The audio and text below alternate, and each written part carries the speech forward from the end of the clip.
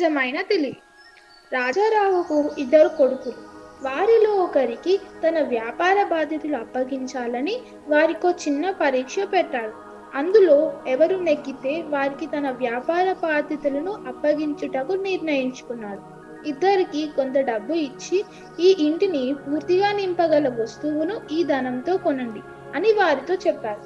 పెద్ద కొడుకు డబ్బు తీసుకొని ఉన్న పలంగా బజారు వైపుగా వేగంగా వెళ్ళాడు. మార్కెట్లో ఉన్న వస్తువులలో గడ్డి చాలా చౌకైన ధర వస్తువు అని అతడు తెలుసుకున్నాడు. తండ్రి ఇచ్చిన మొత్తం డబ్బులతో ఎండుగడ్డి కొన్నాడు.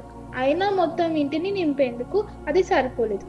రెండవ కొడుకు తన తండ్రి అప్పచెప్పిన పని ఎంతో తెలివితేటలతో పూర్తి చేయాలని మనసులో అనుకొని బాగా ఆలోచించాడు. ఆ తరువాత తండ్రి ఇచ్చిన డబ్బుతో రూపాయితో కొవ్వొత్తుని కొని ఇంటికి తీసుకొని పోయి గదిలో కొవ్వొత్తుని వెలిగించాడు. చూస్తుండగానే కొవ్వొత్తి వెలుగు ఇంటి మొత్తాన్ని నింపేసింది.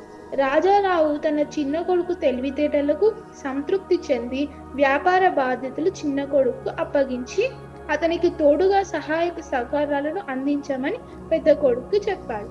ఈ కథలోని నీతి తెలివితేటలతో ఏదైనా సాధించవచ్చు.